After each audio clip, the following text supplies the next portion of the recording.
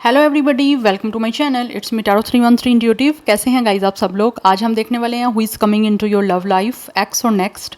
कौन आ रहा है आप लोगों की लव लाइफ में? आपके एक्स कोई आ रहे हैं या नेक्स्ट आ रहे हैं? So it's a collective energies.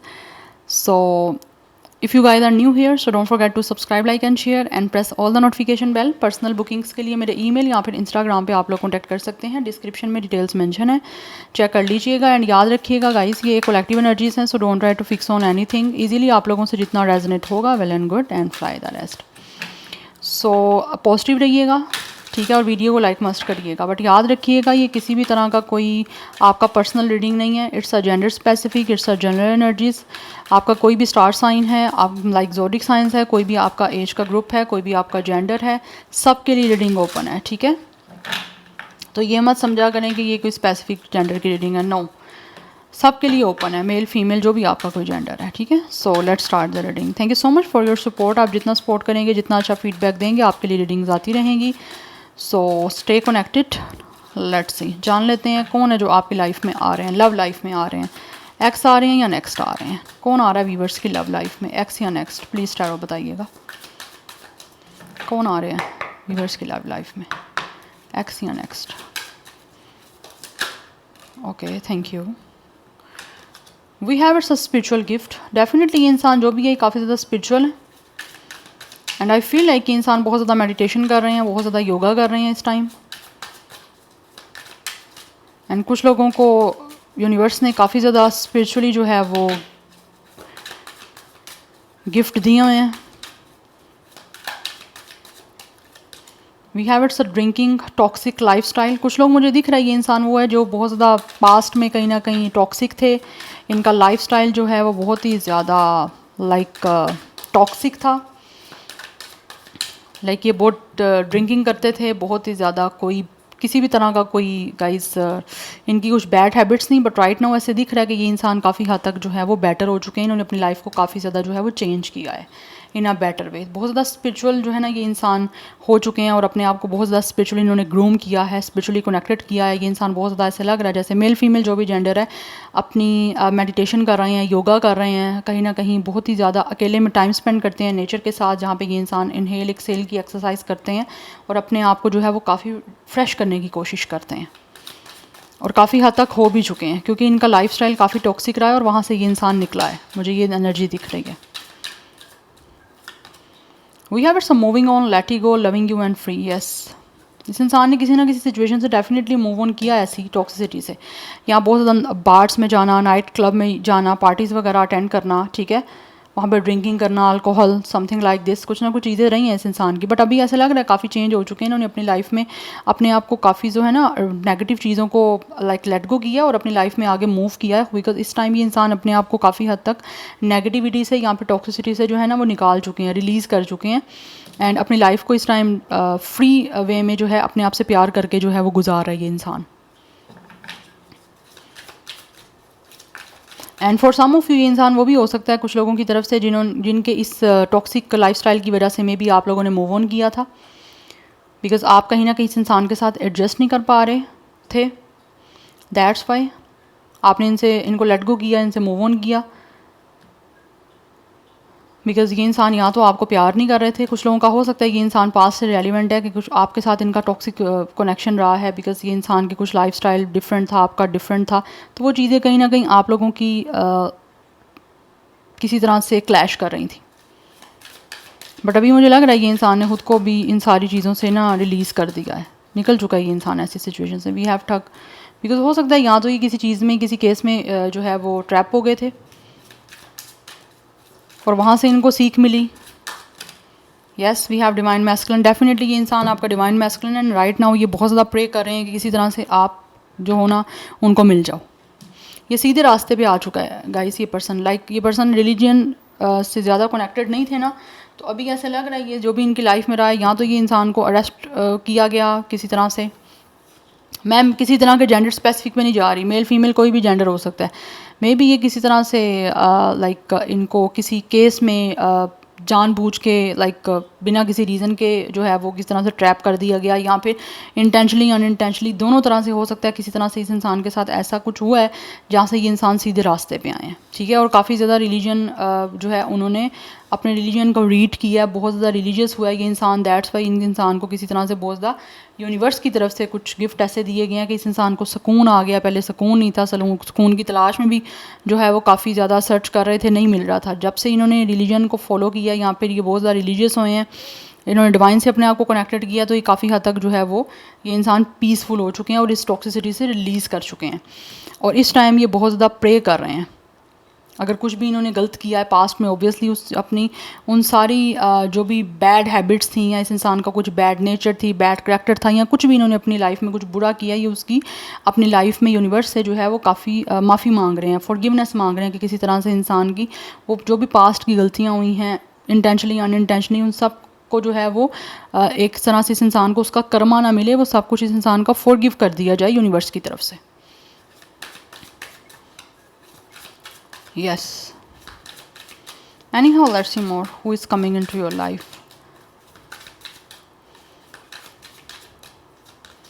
We have it's a karma ties. कहीं ना कहीं आप लोगों के साथ इस इंसान का कुछ ना कुछ कर्मा जो है ना वो जुड़ा हुआ था।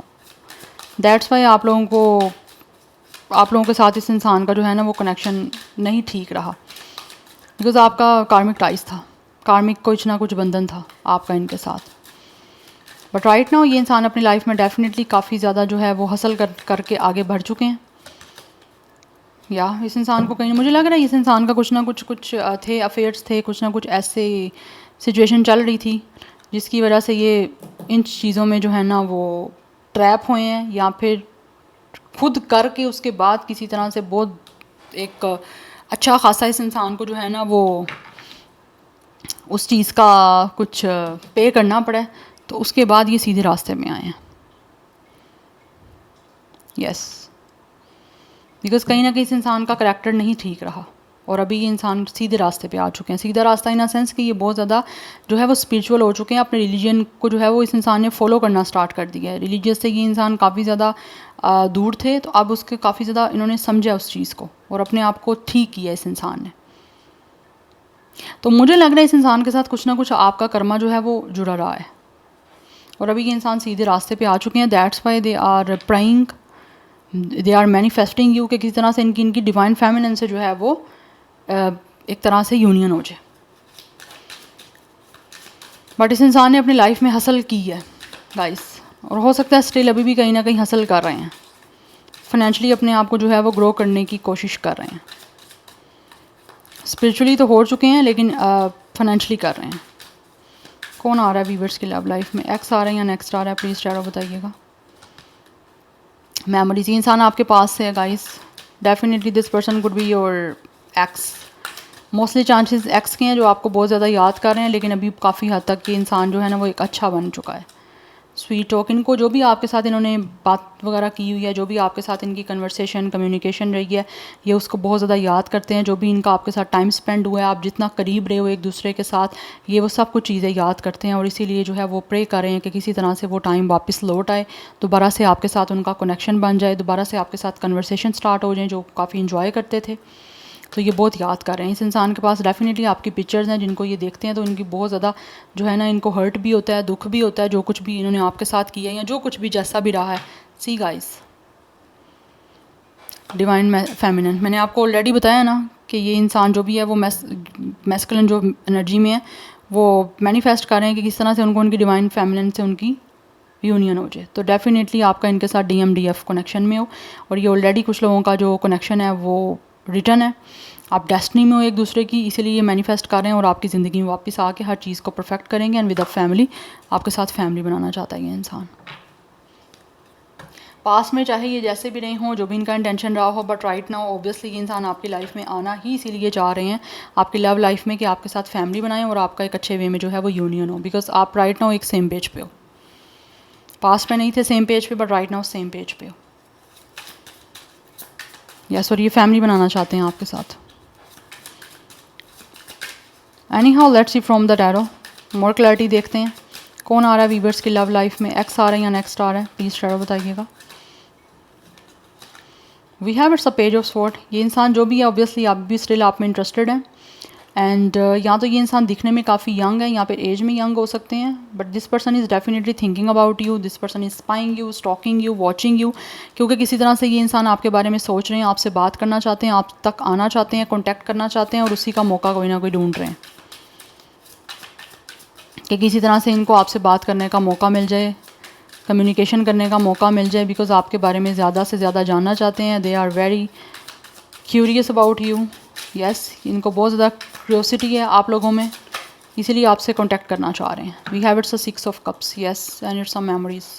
याद कर रहे हैं आपको बहुत ज़्यादा, इसीलिए रिकॉन्सिलिएशन करना चाहते हैं, आपकी ज़िंदगी में वापस आना चाहते हैं। आपकी लव लाइफ में बेसिकली ये आपका एक्स है जो वापस आना चाह रहा है, बिकॉज़ वो आपको याद कर रहे हैं। और क्या याद कर रहे हैं? जिस तरह आपकी इनके साथ कम्युनिकेशन रही है, तो कम्युनिकेशन करने का अभी भी सोच रहे हैं। यहाँ पे भी स्वीट टॉक की बात है कि इनको आपकी बातें ऑब्वियसली काफ़ी ज़्यादा पसंद थी। आपसे बात करना, जैसे आप बात करते थे, वो इनको काफ़ी ज़्यादा पसंद था।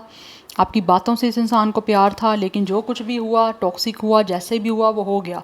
बट अभी इस इंसान ने ऑब्वियसली कुछ ना बहुत कुछ सीखा है, बिकॉज आपके कुछ ना कुछ कर्मा थे, वो कर्मा क्लींस होने ज़रूरी थे।